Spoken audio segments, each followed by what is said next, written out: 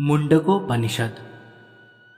यह उपनिषद अथर्ववेद की शौनकी शाखा में है।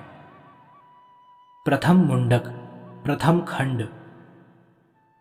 शांति पाठ। ओम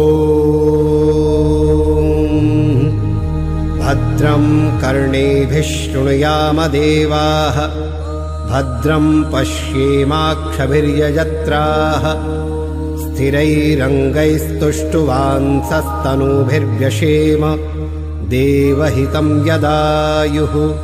स्वस्ति न इन्द्रो वृद्धश्रवाः, स्वस्ति नः पूषा विश्ववेदाः, स्वस्ति नस्तार्क्ष्यो अरिष्टनेमिः, स्वस्ति नो बृहस्पतिर्दधातु।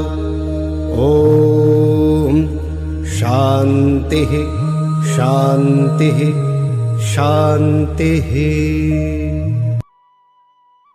ओम। इस परमेश्वर के नाम का स्मरण करके उपनिषद का आरंभ किया जाता है। इसके द्वारा यहाँ यह सूचित किया गया है कि मनुष्य को प्रत्येक कार्य के आरंभ में ईश्वर का स्मरण तथा उसके नाम का उच्चारण अवश्य करना चाहिए। सर्वशक्तिमान परब्रह्म परमेश्वर से देवताओं में सर्वप्रथम ब्रह्मा प्रकट हुए। फिर इन्होंने ही सब देवताओं, महर्षियों और मरीचि आदि प्रजापतियों को उत्पन्न किया। साथ ही समस्त लोकों की रचना भी की तथा उन सब की रक्षा के सुहृद नियम आदि बनाए। उनके सबसे बड़े पुत्र महर्षि अथर्वा थे। उन्हीं को सबसे पहले ब्रह्मा जी ने ब्रह्म विद्या का उपदेश दिया था। जिस विद्या से ब्रह्म के पर और अपर दोनों स्वरूपों का पूर्णतया ज्ञान हो उसे ब्रह्म विद्या कहते हैं। यह संपूर्ण विद्याओं की आश्रय है। अथर्वा ऋषि को जो ब्रह्म विद्या ब्रह्मा से मिली थी वही ब्रह्म विद्या उन्होंने अंगी ऋषि को बतलाई और अंगी ने भरद्वाज गोत्र में उत्पन्न सत्यवह नामक ऋषि को कही। भारद्वाज ऋषि ने परंपरा से चली आती हुई ब्रह्म के पर और अपर दोनों स्वरूपों का ज्ञान कराने वाली इस ब्रह्म विद्या का उपदेश अंगिरा नामक ऋषि को दिया। शौनक नाम से प्रसिद्ध एक महर्षि थे जो बड़े भारी विश्वविद्यालय के अधिष्ठाता थे। पुराणों के अनुसार उनके ऋषिकुल में 88,000 ऋषि रहते थे। वे उपर्युक्त ब्रह्म विद्या को जानने के लिए शास्त्र विधि के अनुसार हाथ में समिधा लेकर श्रद्धापूर्वक महर्षि अंगिरा की शरण में आए।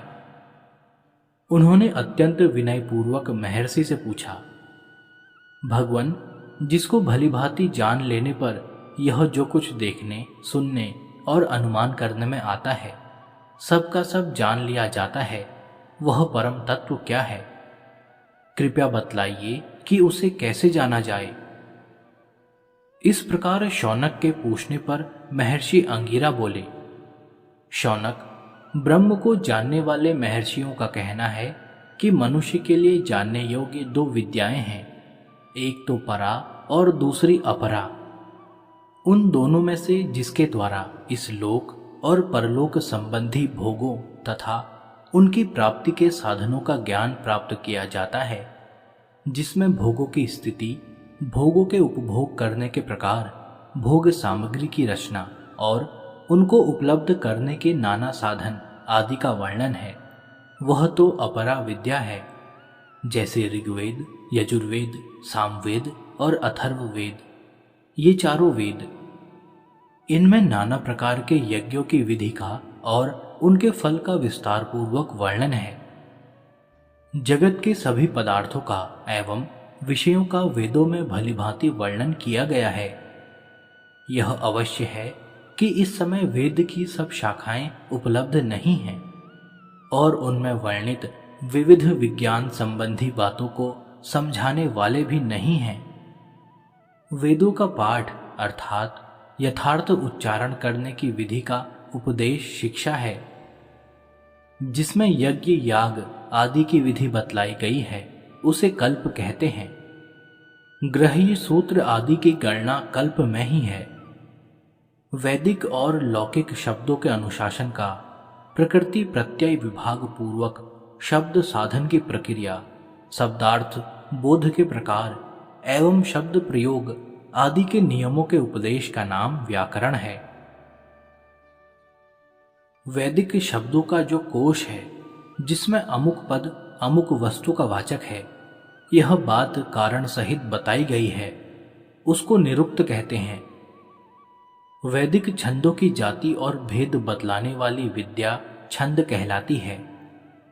ग्रह और नक्षत्रों की स्थिति, गति और उनके साथ हमारा क्या संबंध है, इन सब बातों पर जिसमें विचार किया गया है वह ज्योतिष विद्या है। इस प्रकार 4 वेद और 6 वेदांग, इन 10 का नाम अपरा विद्या है। और जिसके द्वारा परब्रह्म अविनाशी परमात्मा का तत्व ज्ञान होता है वह परा विद्या है। उसका वर्णन भी वेदाम ही है, अतः उतने अंश को छोड़कर अन्य सब वेद और वेदांगों को अपरा विद्या के अंतर्गत समझना चाहिए। ऊपर बतलाई हुई परा विद्या के द्वारा जिसका ज्ञान होता है वह अविनाशी ब्रह्म कैसा है, इस जिज्ञासा पर कहते हैं। इस मंत्र में परब्रह्म परमेश्वर के निराकार स्वरूप का वर्णन किया गया है। सारांश यह है कि वे परब्रह्म परमेश्वर ज्ञानेंद्रियों द्वारा जानने में नहीं आते, न कर्मेंद्रियों द्वारा पकड़ने में ही आते हैं। वे गोत्र आदि उपाधियों से रहित तथा ब्राह्मण आदि वर्णगत भेद से एवं रंग और आकृति से भी सर्वथा रहित हैं।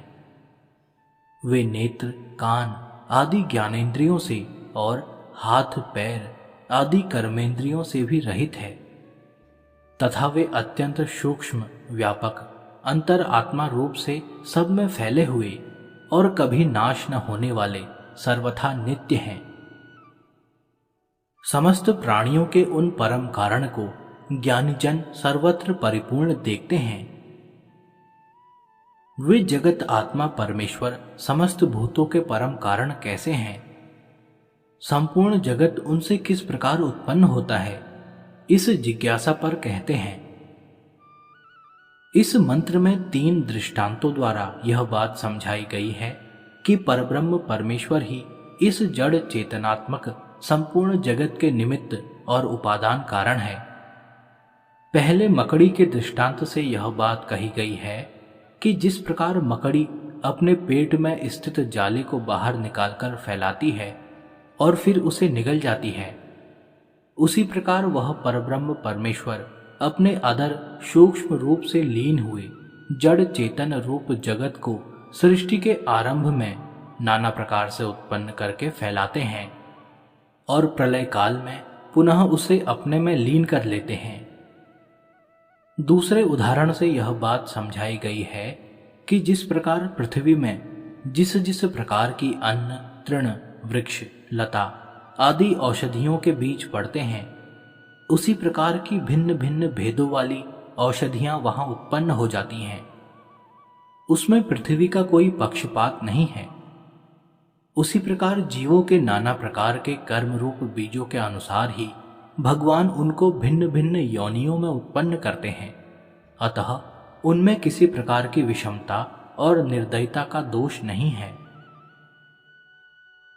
तीसरे मनुष्य शरीर के उदाहरण से यह बात समझाई गई है कि जिस प्रकार मनुष्य के जीवित शरीर से सर्वथा विलक्षण केश, रोएं और नख अपने आप उत्पन्न होते हैं और बढ़ते रहते हैं, उसके लिए उसको कोई कार्य नहीं करना पड़ता, उसी प्रकार परब्रह्म परमेश्वर से यह जगत स्वभाव से ही समय पर उत्पन्न हो जाता है और विस्तार को प्राप्त होता है। इसके लिए भगवान को कोई प्रयत्न नहीं करना पड़ता।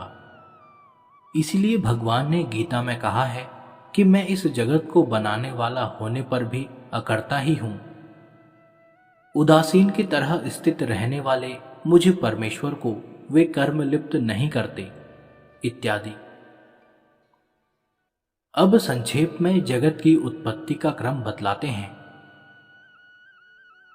जब जगत की रचना का समय आता है, उस समय परब्रह्म परमेश्वर अपने संकल्प रूप तप से वृद्धि को प्राप्त होते हैं, अर्थात उनमें विविध रूपों वाली सृष्टि के निर्माण का संकल्प उठता है।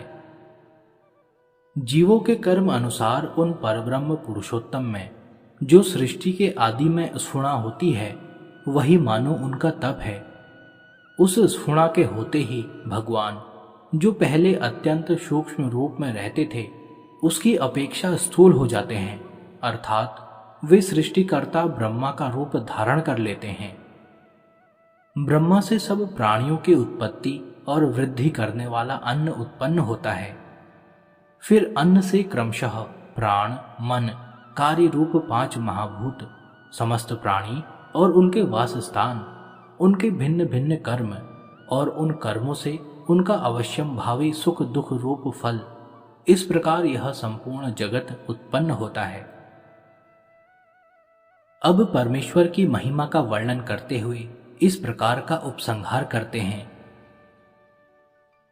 वे संपूर्ण जगत के कारणभूत परम पुरुष परमेश्वर साधारण रूप से तथा विशेष रूप से भी सबको भलीभांति जानते हैं। उन परब्रह्म का एकमात्र ज्ञान ही तप है। उन्हें साधारण मनुष्यों की भांति जगत की उत्पत्ति के लिए कष्ट सहन रूप तप नहीं करना पड़ता। उन सर्वशक्तिमान परब्रह्म परमेश्वर के संकल्प मात्र से ही यह प्रत्यक्ष दिखने वाला विराट स्वरूप जगत, जिसे अपर ब्रह्म कहते हैं, अपने आप प्रकट हो जाता है और समस्त प्राणियों तथा लोकों के नाम, रूप और आहार आदि भी उत्पन्न हो जाते हैं। शौनक ऋषि ने यह पूछा था कि किसको जानने से यह सब कुछ जान लिया जाता है। इसके उत्तर में समस्त जगत के परम कारण परब्रह्म परमात्मा से जगत की उत्पत्ति बतलाकर संक्षेप में यह बात समझाई गई है कि उन सर्वशक्तिमान, सर्वज्ञ, सबके कर्ता धर्ता परमेश्वर को जान लेने पर यह सब कुछ ज्ञात हो जाता है।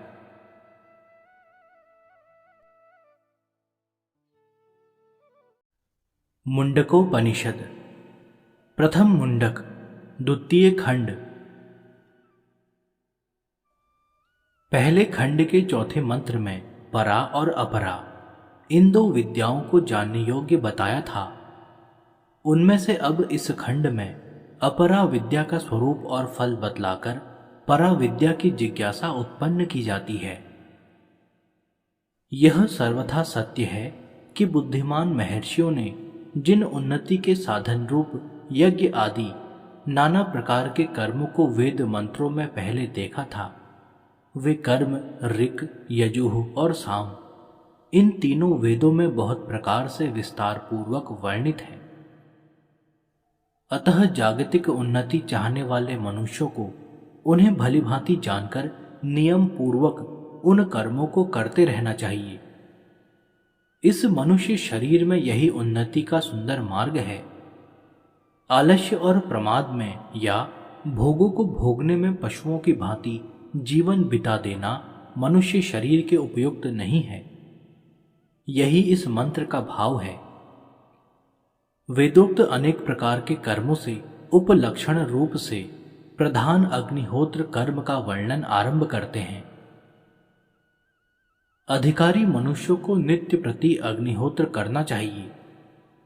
जब देवताओं को हविष्य पहुंचाने वाली अग्नि अग्निहोत्र की वेदी में भलीभांति प्रज्वलित हो जाए, उसमें से लपटें निकलने लगे, उस समय आज्य भाग के स्थान को छोड़कर मध्य में आहुतियां डालनी चाहिए, क्योंकि नित्य अग्निहोत्र में आज्य भाग की 2 आहुतियां देने का नियम नहीं है।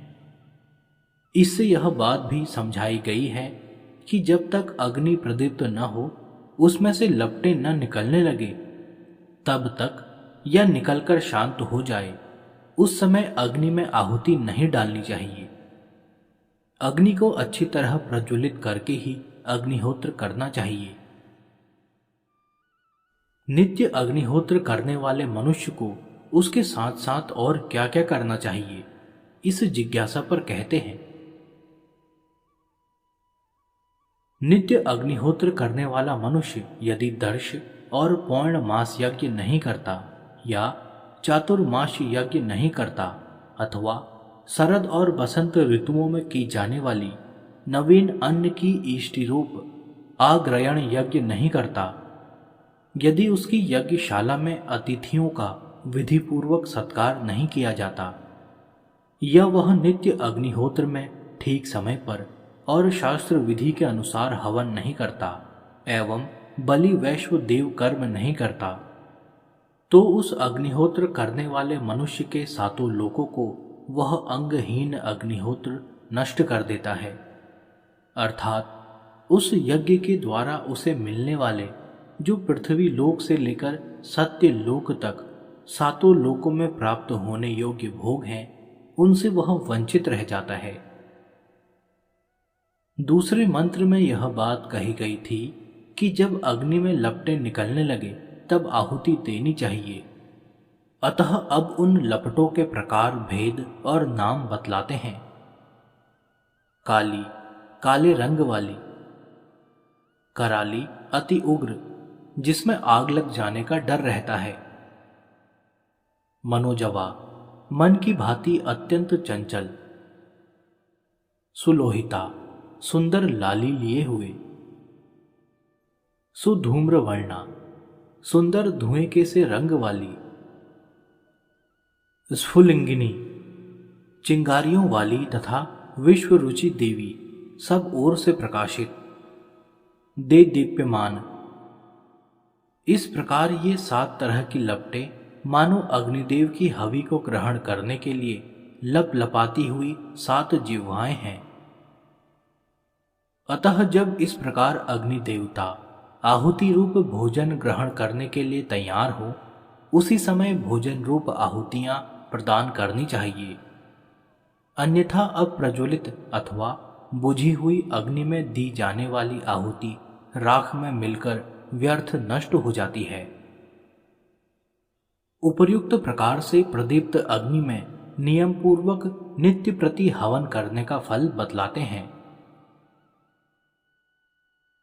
जो कोई भी साधक पूर्व मंत्र में बतलाई हुई 7 प्रकार की लपटों से युक्त भली भांति प्रज्वलित अग्नि में ठीक समय पर शास्त्र विधि के अनुसार नित्य प्रति आहुति देकर अग्निहोत्र करता है, उसे मरण काल में अपने साथ लेकर ये आहुतियां सूर्य की किरणें बनकर वहां पहुंचा देती हैं, जहां देवताओं का एकमात्र स्वामी इंद्र निवास करता है।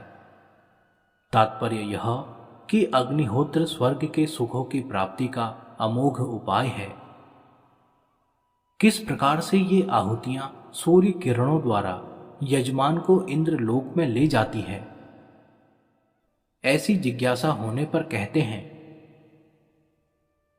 उन प्रदीप्त ज्वालाओं में दी हुई आहुतियां सूर्य की किरणों के रूप में परिणत होकर मरण काल में उस साधक से कहती हैं, आओ आओ, यह तुम्हारे शुभ कर्मों का फलस्वरूप ब्रह्म लोक अर्थात भोग रूप सुखों को भोगने का स्थान स्वर्ग लोक है। इस प्रकार की प्रिय वाणी बार बार कहती हुई आदर सत्कार पूर्वक उसे सूर्य की किरणों के मार्ग से ले जाकर स्वर्ग लोक में पहुंचा देती हैं।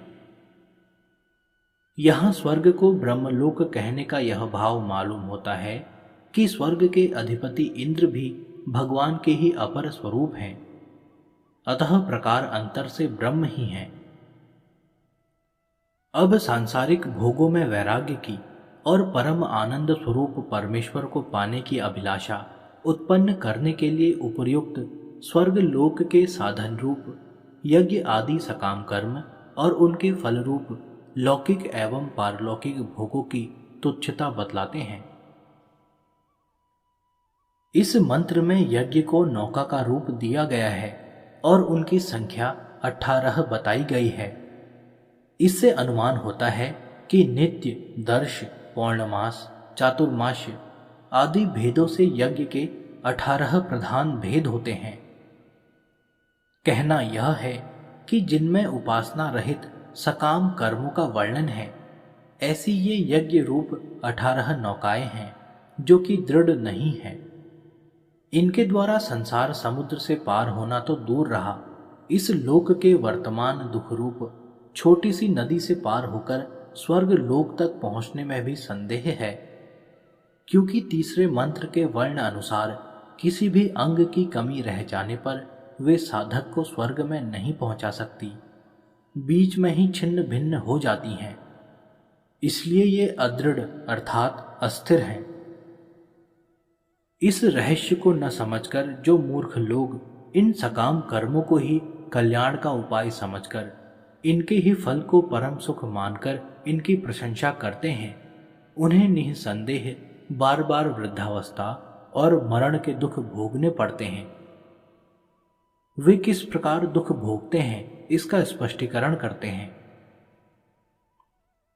जब अंधे मनुष्य को मार्ग दिखलाने वाला भी अंधा ही मिल जाता है, तब जैसे वह अपने अभीष्ट स्थान पर नहीं पहुंच पाता, बीच में ही ठोकरें खाता भटकता है और कांटे कंकड़ों से बीधकर या गहरे गड्ढे आदि में गिरकर अथवा किसी चट्टान, दीवार और पशु आदि से टकराकर नाना प्रकार के कष्ट भोगता है, वैसे ही उस मूर्ख को भी पशु, पक्षी, कीट पतंग आदि विविध दुखपूर्ण योनियों में एवं नरक आदि में प्रवेश करके अनंत जन्मों तक अनंत यंत्रणाओं का भोग करना पड़ता है।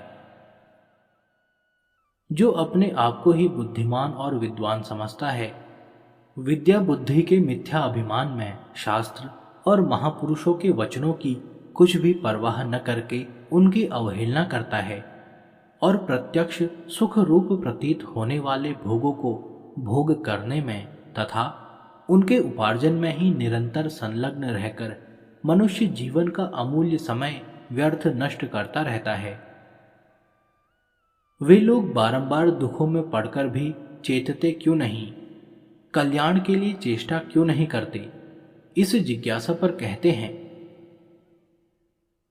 पूर्व मंत्र में कहे हुए प्रकार से जो इस लोक और परलोक के भोगों की प्राप्ति के लिए सांसारिक उन्नति के साधन रूप नाना प्रकार के सकाम कर्मों में ही बहुत प्रकार से लगे रहते हैं, वे अविद्या में निमग्न अज्ञानी मनुष्य समझते हैं कि हमने अपने कर्तव्य का पालन कर लिया।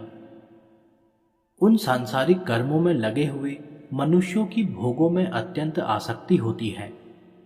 इस कारण वे सांसारिक उन्नति के सिवा कल्याण की ओर दृष्टि ही नहीं डालते। उन्हें इस बात का पता ही नहीं रहता कि परमानंद के समुद्र कोई परमात्मा है और मनुष्य उन्हें पा सकता है। इसलिए वे उन परमेश्वर की प्राप्ति के लिए चेष्टा न करके बार बार दुखी होते रहते हैं और पुण्य कर्मों का फल पूरा होने पर वे स्वर्ग आदि लोकों से नीचे गिर जाते हैं। ऊपर कही हुई बात को ही और भी स्पष्ट करते हैं। वे अतिशय मूर्ख भोगासक्त मनुष्य इष्ट और पूर्त को अर्थात वेद और स्मृति आदि शास्त्रों में सांसारिक सुखों की प्राप्ति के जितने भी साधन बताए गए हैं, उन्हीं को सर्वश्रेष्ठ कल्याण साधन मानते हैं। इसलिए उनसे भिन्न अर्थात परमेश्वर का भजन, ध्यान और निष्काम भाव से कर्तव्य पालन करना एवं परम पुरुष परमात्मा को जानने के लिए तीव्र जिज्ञासा पूर्वक चेष्टा करना आदि जितने भी परम कल्याण के साधन हैं, वे उन्हें नहीं जानते, उन कल्याण साधनों की ओर लक्ष्य तक नहीं करते। अतः वे अपने पुण्य कर्मों के फलरूप स्वर्ग लोक तक के सुखों को भोगकर पुण्य क्षय होने पर पुनः इस मनुष्य लोक में अथवा इससे भी नीची शूकर कुकर कीट पतंग आदि योनियों में या रौरव आदि घोर नरकों में चले जाते हैं। ऊपर बतलाए हुए सांसारिक भोगों से विरक्त मनुष्यों के आचार व्यवहार और उनके फल का वर्णन करते हैं। उपर्युक्त भोगासक्त मनुष्यों से जो सर्वथा भिन्न है, मनुष्य शरीर का महत्व समझ लेने के कारण जिनके अंतःकरण में परमात्मा का तत्व जानने की और परमेश्वर को प्राप्त करने की इच्छा जग उठी है, वे चाहे वन में निवास करने वाले वानप्रस्थ हों, शांत स्वभाव वाले विद्वान सदाचारी गृहस्थ हों या भिक्षा से निर्वाह करने वाले ब्रह्मचारी अथवा सन्यासी हों, वे तो निरंतर तप और श्रद्धा का ही सेवन किया करते हैं, अर्थात अपने अपने वर्ण, आश्रम तथा परिस्थिति के अनुसार जिस समय जो कर्तव्य होता है उसका शास्त्र की आज्ञा के अनुसार बिना किसी प्रकार की कामना के पालन करते रहते हैं और समय पूर्वक शम दम आदि साधनों से संपन्न होकर परम श्रद्धा के साथ परमेश्वर को जानने और प्राप्त करने के साधनों में लगे रहते हैं।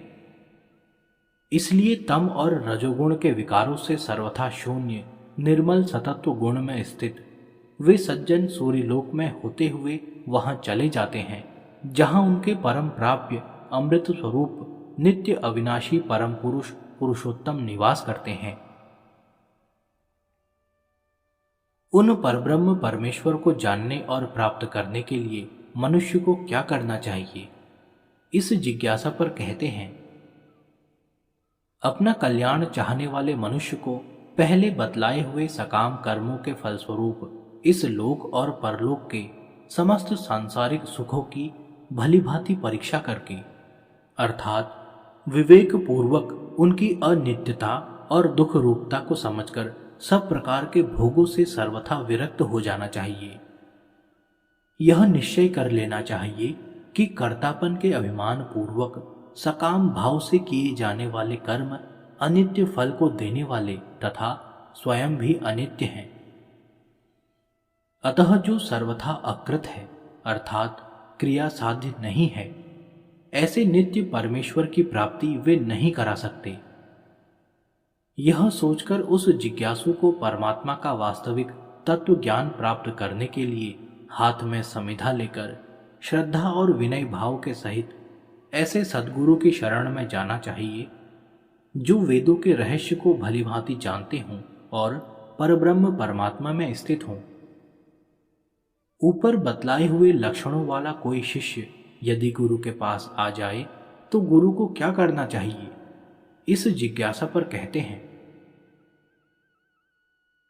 उन श्रोत्रिय ब्रह्मनिष्ठ महात्मा को भी चाहिए कि अपनी शरण में आए हुए ऐसे शिष्य को, जिसका चित्त पूर्णतया शांत निश्चल हो चुका हो, सांसारिक भोगों में सर्वथा वैराग्य हो जाने के कारण जिसके चित्त में किसी प्रकार की चिंता व्याकुलता या विकार नहीं रह गए हों, जिसने अपने मन बुद्धि और इंद्रियों को भलीभांति वश में कर लिया हो, उस ब्रह्म विद्या का तत्व विवेचन पूर्वक भलीभांति समझाकर उपदेश करे, जिससे वह शिष्य नित्य अविनाशी परब्रह्म पुरुषोत्तम का ज्ञान प्राप्त कर सके।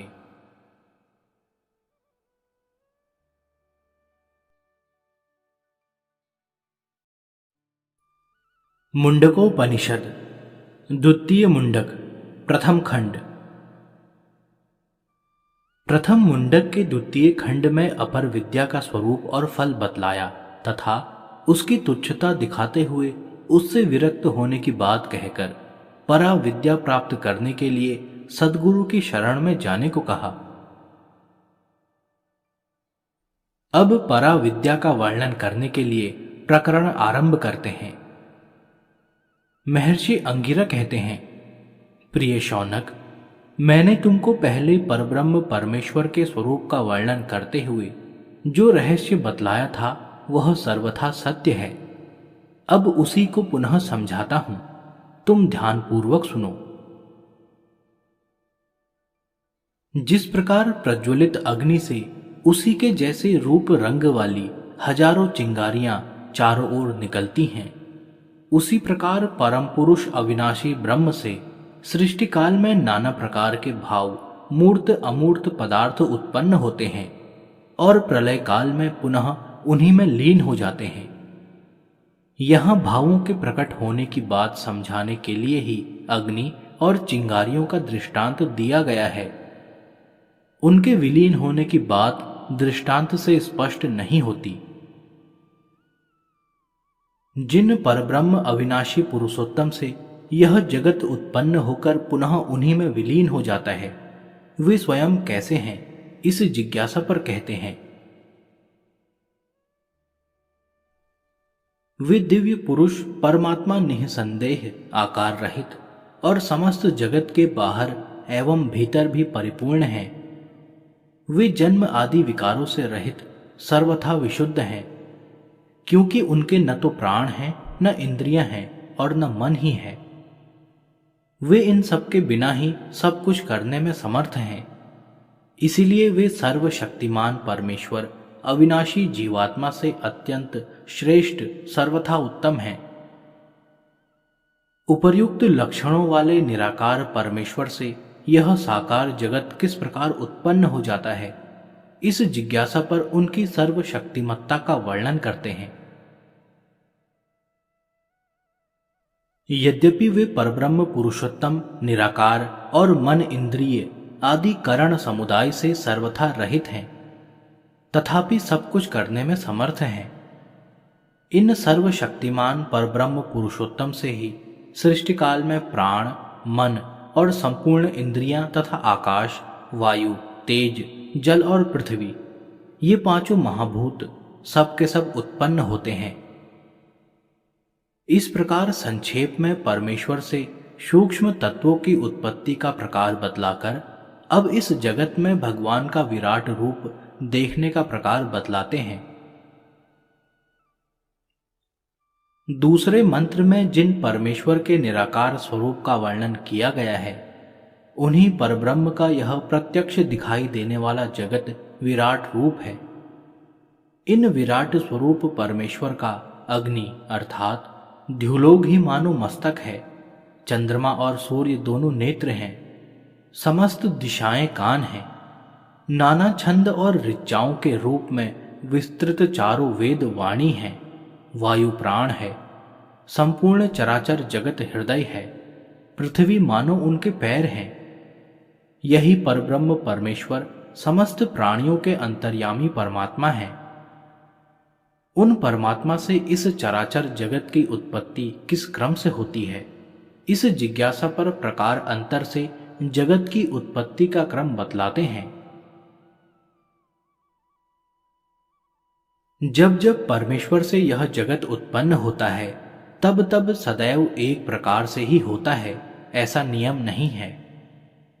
वे जब जैसा संकल्प करते हैं, उसी प्रकार उसी क्रम से जगत उत्पन्न हो जाता है।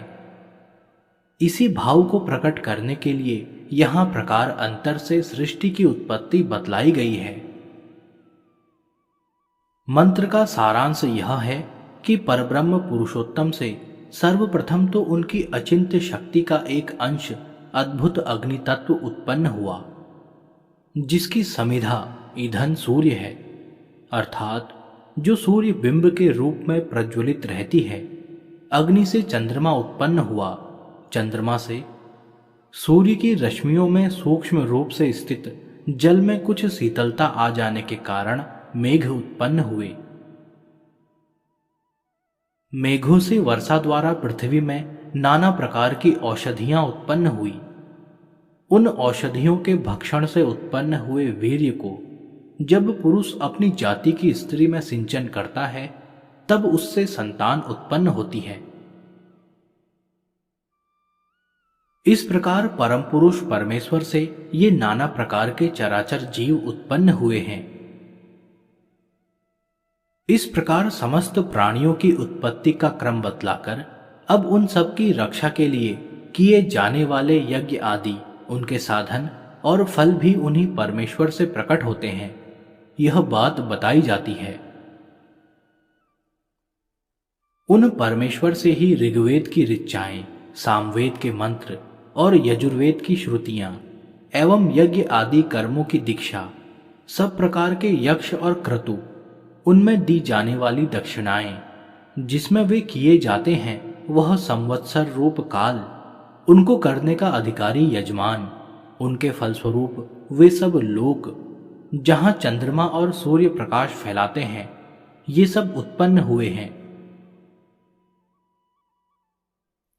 अब देवादि समस्त प्राणियों के भेद और सब प्रकार के सदाचार भी उन्हीं ब्रह्म से उत्पन्न हुए हैं, यह बतलाते हैं। उन्हीं से साध्य गण, नाना प्रकार के मनुष्य, विभिन्न जातियों के पशु, विविध भांति के पक्षी और अन्य सब प्राणी उत्पन्न हुए हैं। सबके जीवन रूप प्राण और अपान तथा सब प्राणियों के आहार रूप धान, जौ आदि अनेक प्रकार के अन्न भी उन्हीं से उत्पन्न हुए हैं, उन्हीं से तप, श्रद्धा, सत्य और ब्रह्मचर्य प्रकट हुए हैं तथा यज्ञ आदि कर्म करने की विधि भी उन परमेश्वर से ही प्रकट हुई है। तात्पर्य यह कि सब कुछ उन्हीं से उत्पन्न हुआ है, वे ही सबके परम कारण हैं। उन्हीं परमेश्वर से 7 प्राण अर्थात जिनमें विषयों को प्रकाशित करने की विशेष शक्ति है, ऐसी 7 इंद्रियां कान, त्वचा, नेत्र, रसना और घ्राण तथा वाणी एवं मन और इंद्रियों की मनन करना, सुनना, स्पर्श करना, देखना, स्वाद लेना, सूंघना और बोलना, इस प्रकार 7 वृत्तियां अर्थात विषय ग्रहण करने वाली शक्तियां, उन इंद्रियों के विषय रूप 7 समिधाएं, 7 प्रकार का हवन अर्थात बाह्य विषय रूप समिधाओं का इंद्रिय रूप अग्नियों में निक्षेप रूप क्रिया और इन इंद्रियों के वास स्थान रूप 7 लोक, जिनमें रहकर ये इंद्रिय रूप 7 प्राण अपना अपना कार्य करते हैं।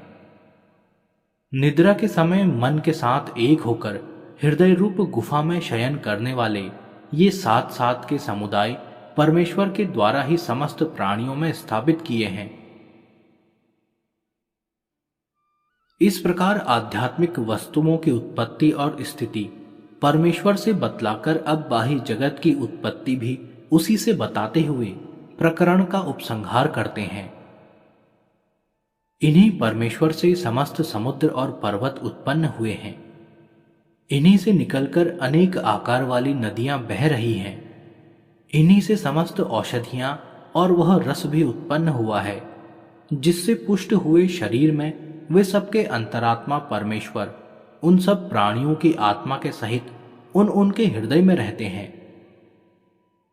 उन परमेश्वर से सबकी उत्पत्ति होने के कारण सब उन्हीं का स्वरूप है, यह कहकर उनको जानने का फल बताते हुए इस खंड की समाप्ति करते हैं। तप अर्थात संयम रूप साधन, कर्म अर्थात बाह्य साधनों द्वारा किया जाने वाला कृत्य तथा परम अमृत ब्रह्म, यह सब कुछ परम पुरुष पुरुषोत्तम ही है। प्रिय शौनक, हृदय रूप गुफा में छिपे हुए इन अंतर्यामी परमेश्वर को जो जान लेता है, वह इस मनुष्य शरीर में ही अविद्या जनित अंतःकरण की गांठ का भेदन कर देता है, अर्थात सब प्रकार के संशय और भ्रम से रहित होकर परब्रह्म पुरुषोत्तम को प्राप्त हो जाता है।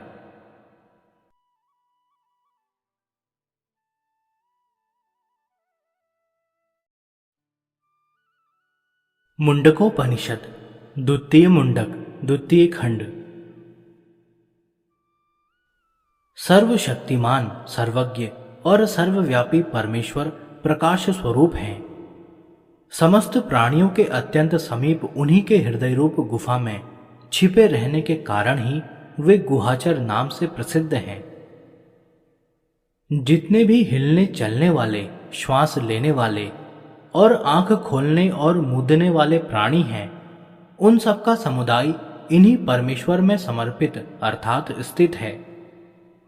सबके आश्रय ये परमात्मा ही हैं, तुम इनको जानो। ये सत और असत अर्थात कार्य और कारण एवं प्रकट और अप्रकट सब कुछ हैं। सबके द्वारा वर्ण करने योग्य और अत्यंत श्रेष्ठ हैं तथा समस्त प्राणियों की बुद्धि से परे अर्थात बुद्धि द्वारा अज्ञेय हैं। उन्हीं परब्रह्म परमेश्वर को समझाने के लिए पुनः उनके स्वरूप का दूसरे शब्दों में वर्णन करते हैं। जो परब्रह्म परमेश्वर अतिशय देदीप्यमान प्रकाश स्वरूप हैं, जो सूक्ष्म से भी अतिशय सूक्ष्म हैं, जिनमें समस्त लोक और उन लोकों में रहने वाले समस्त प्राणी स्थित हैं, अर्थात ये सब जिनके आश्रित हैं, वे ही परम अक्षर ब्रह्म हैं। वे ही सबके जीवनदाता प्राण हैं। वे ही सबकी वाणी और मन अर्थात समस्त जगत के इंद्रिय और अंतःकरण रूप में प्रकट हैं। वे ही यह परम सत्य और अमृत अविनाशी तत्व हैं। प्रिय शौनक, उस भेदने योग्य लक्ष्य को तू भेद अर्थात आगे बताए जाने वाले प्रकार से साधन करके उसमें तन्मय हो जा। लक्ष्य को भेदने के लिए धनुष और बाण चाहिए, अतः इस रूपक की पूर्णता के लिए सारी सामग्री का वर्णन करते हैं।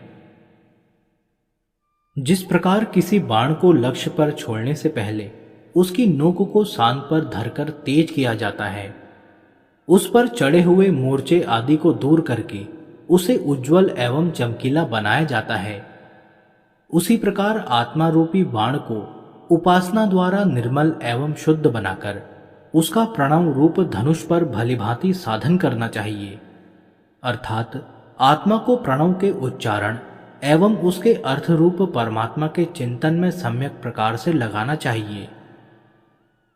इसके अनंतर जैसे धनुष को पूरी शक्ति से खींचकर बाण को लक्ष्य पर छोड़ा जाता है, जिससे वह पूरी तरह से लक्ष्य को भेद सके, उसी प्रकार यहाँ भावपूर्ण चित्त से ओमकार का अधिक से अधिक लंबा उच्चारण एवं उसके अर्थ का प्रगाढ़ एवं सुदीर्घ काल तक चिंतन करने के लिए कहा गया है, जिससे आत्मा निश्चित रूप से परमात्मा में प्रवेश कर जाए, उसमें एक ही भाव से अविचल स्थिति प्राप्त कर ले। दूसरे शब्दों में ओमकार का प्रेम पूर्वक उच्चारण एवं उसके अर्थरूप परमात्मा का प्रगाढ़ चिंतन ही उनकी प्राप्ति का सर्वोत्तम उपाय है। पूर्व मंत्र में कहे हुए रूपक को यहां स्पष्ट करते हैं।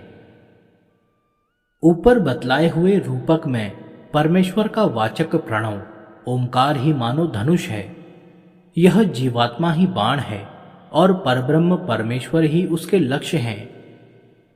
प्रमाद रहित तत्परता से उसकी उपासना करने वाले साधक द्वारा ही वह लक्ष्य भेदा जा सकता है। इसलिए हे सौम्य, तुझे पूर्वोक्त रूप से उस लक्ष्य को भेद कर बाण की ही भांति उसमें तन्मय हो जाना चाहिए। पुनः परमेश्वर के स्वरूप का वर्णन करते हुए प्रमाद रहित और विरक्त होकर उसे जानने के लिए श्रुति कहती है, जिन परब्रह्म परमात्मा में स्वर्ग, पृथ्वी तथा उनके बीच का संपूर्ण आकाश एवं समस्त प्राण और इंद्रियों के सहित मन बुद्धि रूप अंतःकरण सबके सब ओतप्रोत हैं, उन्हीं एक सर्वात्मा परमेश्वर को तुम पूर्वोक्त उपाय के द्वारा जानो। दूसरी सब बातों को, ग्राम्य चर्चा को सर्वथा छोड़ दो। वे सब तुम्हारे साधन में विघ्न हैं, अतः उनसे सर्वथा विरक्त होकर साधन में तत्पर हो जाओ। यही अमृत का सेतु है, अर्थात संसार समुद्र से पार होकर अमृत स्वरूप परमात्मा को प्राप्त करने के लिए पुल के सदृश है। पुनः परमेश्वर के स्वरूप का वर्णन करते हुए उनकी प्राप्ति का साधन बताते हैं। रथ चक्र की नाभि में जिस प्रकार अरे लगे होते हैं, उसी प्रकार जिसमें संपूर्ण नाड़ियां एकत्रित होती हैं, उस हृदय के भीतर यह अनेक प्रकार से उत्पन्न हुआ संचार करता है। उस आत्मा का ओम इस प्रकार ध्यान करो, अज्ञान के उस पार गमन करने में तुम्हारा कल्याण हो, अर्थात तुम्हें किसी प्रकार का विघ्न प्राप्त न हो। अरों के समान, अर्थात जिस प्रकार रथ की नाभि में अरे समर्पित रहते हैं, उसी प्रकार शरीर में सर्वत्र व्याप्त नाड़ियां जिस हृदय में प्रविष्ट हैं, उसके भीतर यह बौद्ध प्रतीतियों का साक्षीभूत और जिसका प्रकरण चल रहा है, वह आत्मा देखता, सुनता, मनन करता और जानता हुआ अंतःकरण रूप उपाधि का अनुकरण करने वाला होने से उसके हर्ष, क्रोध आदि प्रत्ययों से मानो उत्पन्न होता हुआ मध्य में संचार करता वर्तमान रहता है। इसी से लौकिक पुरुष वह हर्षित हुआ, वह क्रोधित हुआ, ऐसा कहा करते हैं। उस आत्मा को ओम इस प्रकार, अर्थात उपर्युक्त कल्पना से ओमकार को आलंबन बनाकर ध्यान यानी चिंतन करो। विद्वान आचार्य को शिष्यों से जो कुछ कहना था वह कह दिया।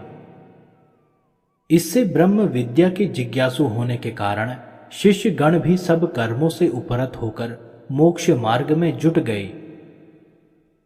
अतः आचार्य उन्हें निर्विघ्नता पूर्वक ब्रह्म प्राप्ति का आशीर्वाद देते हैं।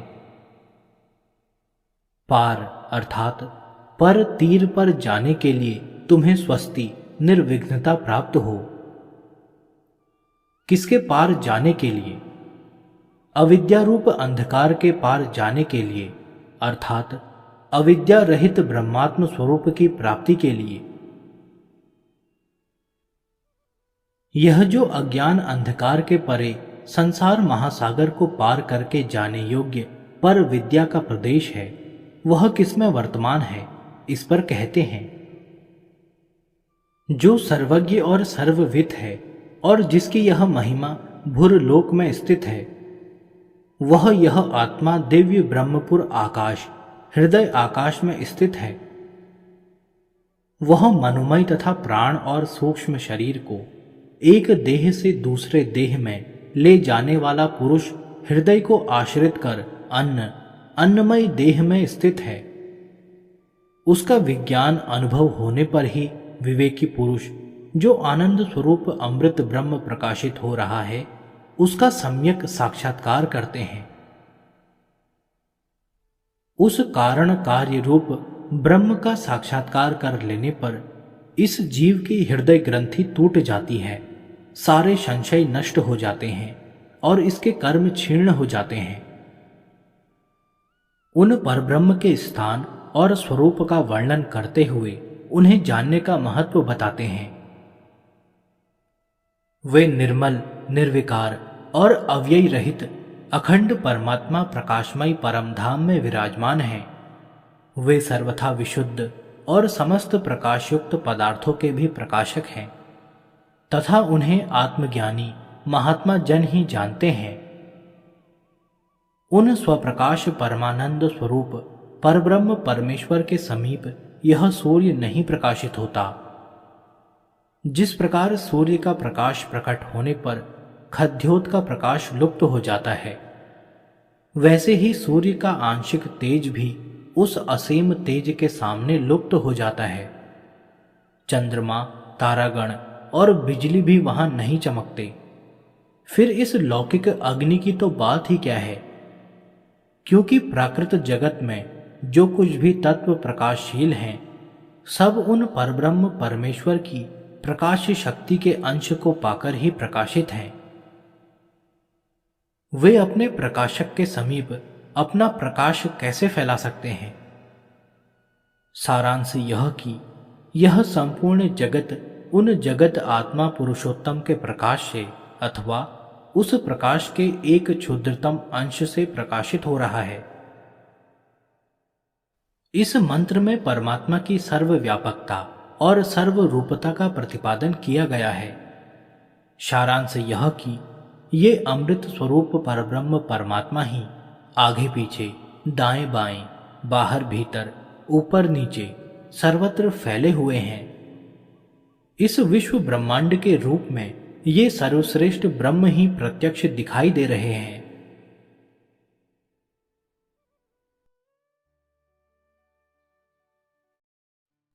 मुंडकोपनिषद तृतीय मुंडक प्रथम खंड। जिस प्रकार गीता में जगत का पीपल वृक्ष के रूप में वर्णन किया गया है, उसी प्रकार इस मंत्र में शरीर को पीपल के वृक्ष का और जीवात्मा तथा परमात्मा को पक्षियों का रूप देकर वर्णन किया गया है। इसी तरह का वर्णन कठोपनिषद में भी गुहा में प्रविष्ट छाया और धूप के नाम से आया है। भाव दोनों जगह प्रायः एक ही है। मंत्र का सारांश यह है कि यह मनुष्य शरीर मानो एक वृक्ष है। ईश्वर और जीव ये सदा साथ रहने वाले दो मित्र पक्षी हैं। वे इस शरीर रूप वृक्ष में एक साथ एक ही हृदय रूप घोंसले में निवास करते हैं। इन दोनों में एक जीवात्मा तो उस वृक्ष के फल रूप अपने कर्म फलों को अर्थात प्रारब्ध अनुसार प्राप्त हुए सुख दुखों को आसक्ति एवं द्वेष पूर्वक भोगता है, और दूसरा ईश्वर उन कर्म फलों से किसी प्रकार का किंचित भी संबंध न जोड़कर केवल देखता रहता है। पहले वर्णन किए हुए शरीर रूप एक ही वृक्ष पर हृदय रूप घोंसले में रहने वाला यह जीवात्मा जब तक अपने साथ रहने वाले उन परम सुहृद परमेश्वर की ओर नहीं देखता, शरीर में ही आसक्त होकर इसी में निमग्न हुआ रहता है, अर्थात शरीर में अतिशय ममता करके उसके द्वारा भोगों के भोगने में ही रचा पचा रहता है, तब तक असमर्थता रूप दीनता से मोहित होकर वह नाना प्रकार के दुख भोगता रहता है। जब कभी भगवान की निर्हेतु की दया से अपने से भिन्न नित्य अपने ही समीप रहने वाले परम सुहृद, परम प्रिय और भक्तों द्वारा सेवित ईश्वर को और उनकी आश्चर्यमयी महिमा को, जो जगत में सर्वत्र भिन्न भिन्न प्रकार से प्रकट हो रही है, प्रत्यक्ष कर लेता है, तब तत्काल ही वह सर्वथा शोक रहित हो जाता है। ईश्वर के स्वरूप का वर्णन करते हुए उन्हें जान लेने का फल बताते हैं।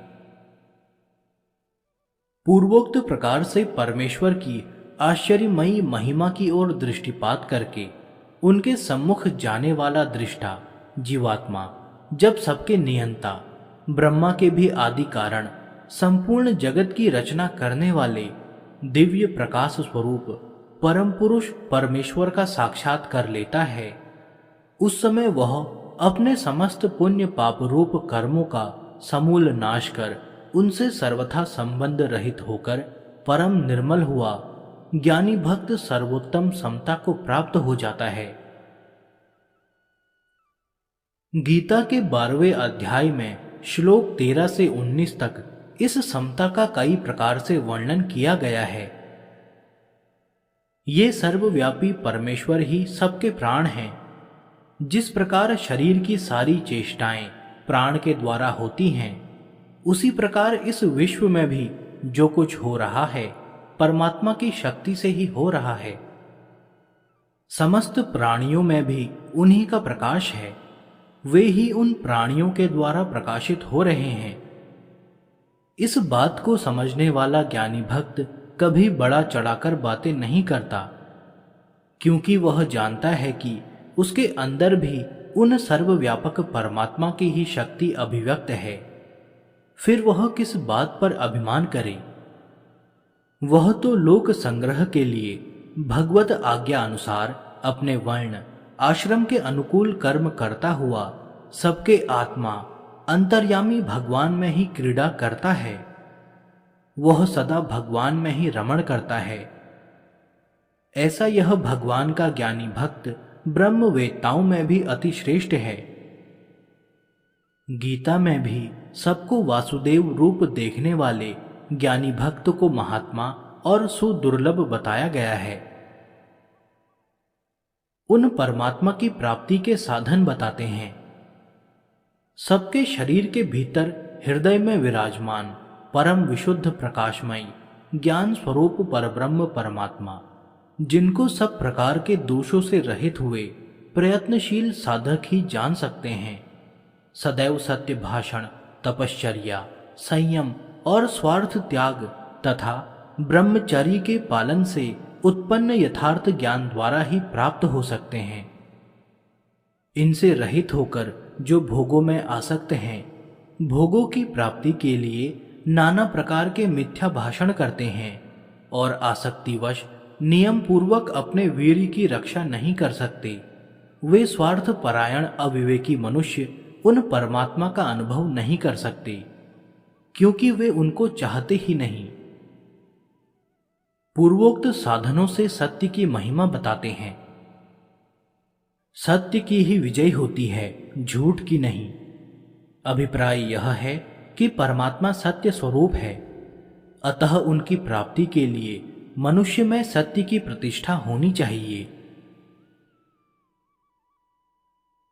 परमात्मा की प्राप्ति के लिए तो सत्य अनिवार्य साधन है ही। जगत में दूसरे सब कार्यों में भी अंततः सत्य की ही विजय होती है, झूठ की नहीं। जो लोग मिथ्या भाषण, दंभ और कपट से उन्नति की आशा रखते हैं, वे अंत में बुरी तरह से निराश होते हैं। मिथ्या भाषण और मिथ्या आचार में भी जो सत्य का आभास है, जिनके कारण दूसरे लोग उसे किसी अंश से सत्य मान लेते हैं, उसी से कुछ क्षणिक लाभ सा हो जाता है, परंतु उसका परिणाम अच्छा नहीं होता। अंत में सत्य सत्य ही रहता है और झूठ झूठ ही। इसी से बुद्धिमान मनुष्य सत्य भाषण और सदाचार को ही अपनाते हैं, झूठ को नहीं। क्योंकि जिनकी भोग वासना नष्ट हो गई है, ऐसे पूर्ण काम ऋषि लोग जिस मार्ग से वहां पहुंचते हैं, जहां इस सत्य के परमाधार परब्रह्म परमात्मा स्थित हैं, वह देवयान मार्ग अर्थात उन परमदेव परमात्मा को प्राप्त करने का साधन रूप मार्ग सत्य से ही परिपूर्ण है। उसमें असत्य भाषण और दंभ, कपट आदि असत आचरण के लिए स्थान नहीं है। उपर्युक्त साधनों से प्राप्त होने वाले परमात्मा के स्वरूप का पुनः वर्णन करते हैं। वे परब्रह्म परमात्मा सबसे महान, दिव्य, अलौकिक और अचिंत्य स्वरूप हैं, अर्थात उनका स्वरूप मन के द्वारा चिंतन में आने वाला नहीं है। अतः मनुष्य को श्रद्धापूर्वक परमात्मा की प्राप्ति के पूर्व कथित साधनों में लगे रहना चाहिए। साधन करते करते वे परमात्मा अचिंत्य एवं सूक्ष्म से भी अत्यंत सूक्ष्म होने पर भी स्वयं अपने स्वरूप को हृदय में प्रकाशित कर देते हैं। परमात्मा सर्वत्र परिपूर्ण है, ऐसा कोई भी स्थान नहीं जहां वे न हों। अतः वे दूर से भी दूर हैं, अर्थात जहां तक हम लोग दूर का अनुभव करते हैं वहां भी वे हैं, और निकट से भी निकट यहीं अपने भीतर ही हैं। अधिक क्या, देखने वालों में भी उनके हृदय रूप गुफा में छिपे हुए हैं। अतः उन्हें खोजने के लिए कहीं दूसरी जगह जाने की आवश्यकता नहीं है। उन परब्रह्म को मनुष्य इन आंखों से नहीं देख सकता। इतना ही नहीं, वाणी आदि अन्य इंद्रियों द्वारा भी वे पकड़ में नहीं आ सकते, तथा नाना प्रकार की तपश्चर्या और कर्मों के द्वारा भी मनुष्य उन्हें नहीं पा सकता। उन अव्यय रहित परम विशुद्ध परमात्मा को तो मनुष्य सब भोगों से मुंह मोड़कर निःस्पृह होकर विशुद्ध अंतःकरण के द्वारा निरंतर एकमात्र उन्हीं का ध्यान करते करते ज्ञान की निर्मलता से ही देख सकता है। अतः जो उन परमात्मा को पाना चाहे, उसे उचित है कि संसार के भोगों से सर्वथा विरक्त होकर उन सब की कामना का त्याग करके एकमात्र परब्रह्म परमात्मा को ही पाने के लिए उन्हीं के चिंतन में निमग्न हो जाए। जब वे परब्रह्म परमात्मा सबके हृदय में रहते हैं, तब सभी जीव उन्हें क्यों नहीं जानते? शुद्ध अंतःकरण वाला पुरुष ही क्यों जानता है? इस जिज्ञासा पर कहते हैं, जिस शरीर में प्राण, अपान, व्यान, समान और उदान इन 5 भेदों वाला प्राण प्रविष्ट होकर उसे चेष्टा युक्त कर रहा है, उसी शरीर के भीतर हृदय के मध्य भाग में मन द्वारा ज्ञाता रूप से जानने में आने वाला यह सूक्ष्म जीवात्मा भी रहता है। परंतु समस्त प्राणियों के समस्त अंतःकरण प्राणों से ओतप्रोत हो रहे हैं, अर्थात इन प्राण और इंद्रियों को तृप्त करने के लिए उत्पन्न हुई नाना प्रकार की भोग वासनाओं से मलिन और क्षुब्ध हो रहे हैं। इस कारण सब लोग परमात्मा को नहीं जान पाते। अंतःकरण के विशुद्ध होने पर ही यह जीवात्मा सब प्रकार से समर्थ होता है। अतः यदि भोगों से विरक्त होकर यह परमात्मा के चिंतन में लग जाता है, तब तो परमात्मा को प्राप्त कर लेता है, और यदि भोगों की कामना करता है तो इच्छित भोगों को प्राप्त कर लेता है। विशुद्ध अंतःकरण वाला मनुष्य यदि भोगों से सर्वथा विरक्त होकर उस निर्मल अंतःकरण द्वारा निरंतर परब्रह्म परमेश्वर का ध्यान करता है, तब तो उन्हें प्राप्त कर लेता है। यह बात 8वें मंत्र में कही जा चुकी है। परंतु यदि वह सर्वथा निष्काम नहीं होता तो जिस जिस लोक का मन से चिंतन करता है तथा जिन जिन भोगों को चाहता है उन उन लोगों को ही जीतता है, उन्हीं उन्हीं लोकों में जाता है तथा उन उन भोगों को ही प्राप्त करता है।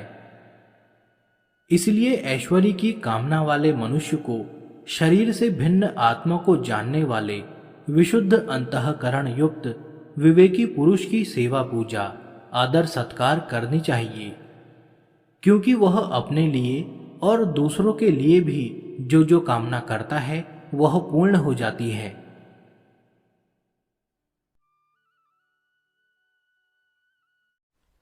मुंडकोपनिषद तृतीय मुंडक द्वितीय खंड। पूर्व प्रकरण में विशुद्ध अंतःकरण वाले साधक की सामर्थ्य का वर्णन करने के लिए प्रसंगवश कामनाओं की पूर्ति की बात आ गई थी। अतः निष्काम भाव की प्रशंसा और सकाम भाव की निंदा करते हुए पुनः प्रकरण आरंभ करते हैं। थोड़ा सा विचार करने पर प्रत्येक बुद्धिमान मनुष्य की समझ में यह बात आ जाती है कि इस प्रत्यक्ष दिखाई देने वाले जगत के रचयिता और परमाधार कोई एक परमेश्वर अवश्य हैं।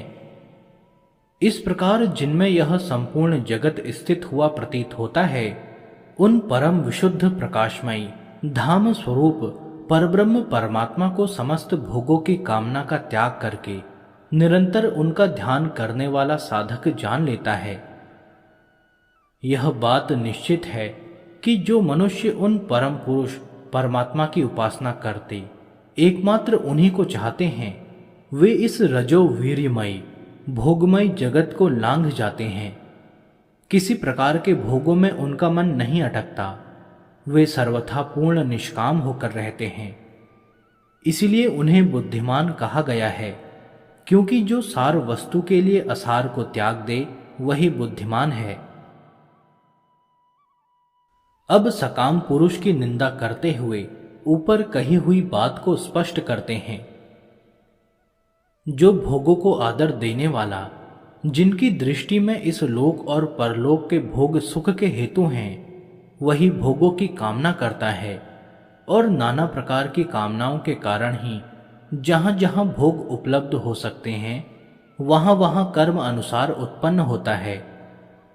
परंतु जो भगवान के चाहने वाले, भगवान के प्रेमी भक्त पूर्ण काम हो गए हैं, इस जगत के भोगों से ऊब गए हैं, उन विशुद्ध अंतःकरण वाले भक्तों की समस्त कामनाएं इस शरीर में ही विलीन हो जाती हैं। स्वप्न में भी उनकी दृष्टि भोगों की ओर नहीं जाती।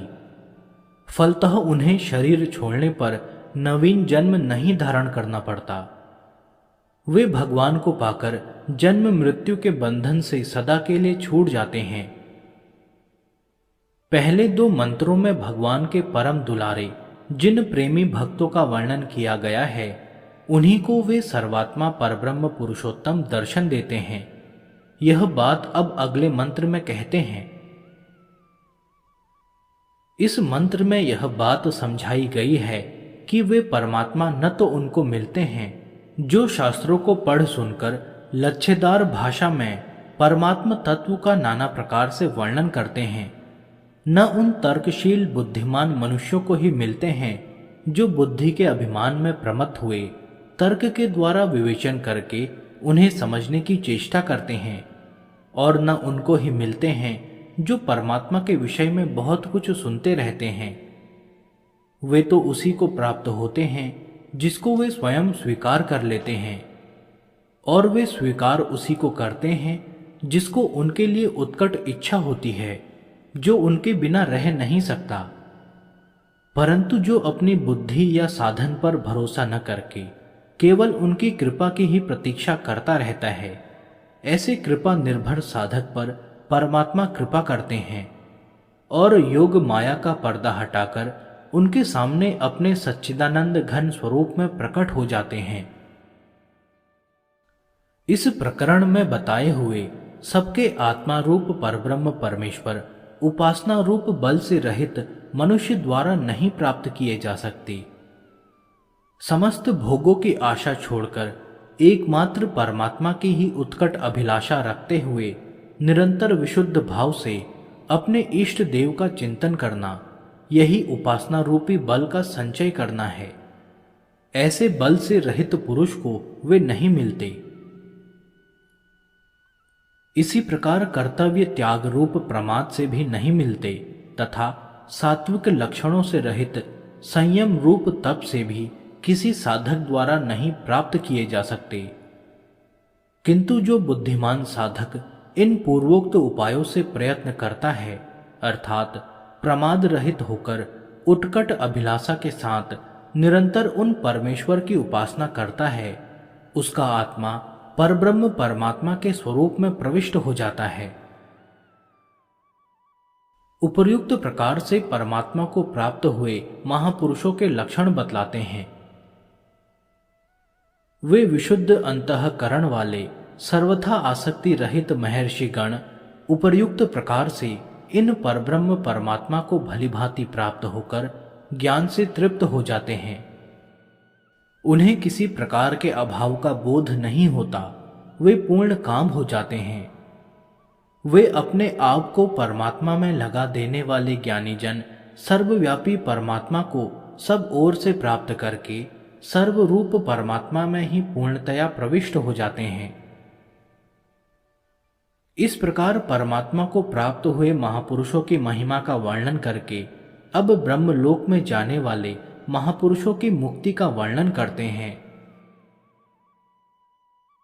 जिन्होंने वेदांत शास्त्र के सम्यक ज्ञान द्वारा उसके अर्थ स्वरूप परमात्मा को भलीभांति निश्चय पूर्वक जान लिया है तथा कर्मफल और कर्म आसक्ति के त्याग रूप योग से जिनका अंतःकरण सर्वथा शुद्ध हो गया है, ऐसे सभी प्रयत्नशील साधक मरण काल में शरीर का त्याग करके परब्रह्म परमात्मा के परम धाम में जाते हैं और वहां परम अमृत स्वरूप होकर संसार बंधन से सदा के लिए सर्वथा मुक्त हो जाते हैं। जिनको परब्रह्म परमात्मा की प्राप्ति इसी शरीर में हो जाती है, उनकी अंतकाल में कैसी स्थिति होती है, इस जिज्ञासा पर कहते हैं। उस महापुरुष का जब देहपात होता है, उस समय 15 कलाएं श्रद्धा, आकाश आदि पंच महाभूत, इंद्रिय, मन, अन्न, वीर्य, तप, मंत्र, कर्म, लोक तथा नाम और मन सहित सब इंद्रियों के देवता, ये सब अपने अपने अभिमानी समष्टि देवताओं में जाकर स्थित हो जाते हैं। उनके साथ उस जीवन मुक्त का कोई संबंध नहीं रहता। उसके बाद उसके समस्त कर्म और विज्ञानमय जीवात्मा सबके सब परम अविनाशी परब्रह्म में लीन हो जाते हैं। जिस प्रकार बहती हुई नदियां अपना अपना नाम रूप छोड़कर समुद्र में विलीन हो जाती हैं, किस प्रकार लीन हो जाते हैं, इस जिज्ञासा पर कहते हैं। जिस प्रकार बहती हुई नदियां अपना अपना नाम रूप छोड़कर समुद्र में विलीन हो जाती हैं, वैसे ही ज्ञानी महापुरुष नाम रूप से रहित होकर परात्पर दिव्य पुरुष परब्रह्म परमात्मा को प्राप्त हो जाता है, सर्वतोभाव से उन्हीं में विलीन हो जाता है। यह बिल्कुल सच्ची बात है कि जो कोई भी उस परब्रह्म परमात्मा को जान लेता है, वह ब्रह्म ही हो जाता है। उसके कुल में अर्थात उसकी संतानों में कोई भी मनुष्य ब्रह्म को न जानने वाला नहीं होता। वह सब प्रकार के शोक और चिंताओं से सर्वथा पार हो जाता है, संपूर्ण पाप समुदाय से सर्वथा तर जाता है। हृदय में स्थित सब प्रकार के संशय, विपर्य, देह अभिमान, विषय आसक्ति आदि ग्रंथियों से सर्वथा छूटकर अमर हो जाता है, जन्म मृत्यु से रहित हो जाता है। इस ब्रह्म विद्या के अधिकारी का वर्णन करते हैं, जिसका इस उपनिषद में वर्णन हुआ है। उस ब्रह्म विद्या के विषय में यह बात ऋचा द्वारा कही गई है कि जो अपने अपने वर्ण, आश्रम और परिस्थिति के अनुसार निष्काम भाव से यथायोग्य कर्म करने वाले वेद के यथार्थ अभिप्राय को समझने वाले, परब्रह्म परमात्मा में श्रद्धा रखने वाले और उनके जिज्ञासु हैं, जो स्वयं एकर्षि नाम से प्रसिद्ध प्रज्वलित अग्नि में शास्त्र विधि के अनुसार हवन करते हैं तथा जिन्होंने विधि पूर्वक ब्रह्मचर्य व्रत का पालन किया है, उन्हीं को यह ब्रह्म विद्या बतलानी चाहिए। उस ब्रह्म विद्या रूप इस सत्य का पहले महर्षि अंगिरा ने उपर्युक्त प्रकार से शौनक ऋषि को उपदेश दिया था। जिसने विधि पूर्वक ब्रह्मचर्य व्रत का पालन नहीं किया हो, वह इसे नहीं पढ़ पाता, अर्थात इसका गूढ़ अभिप्राय नहीं समझ सकता। परम ऋषियों को नमस्कार है, परम ऋषियों को नमस्कार है। इस प्रकार 2 बार ऋषियों को नमस्कार करके ग्रंथ समाप्ति की सूचना दी गई है।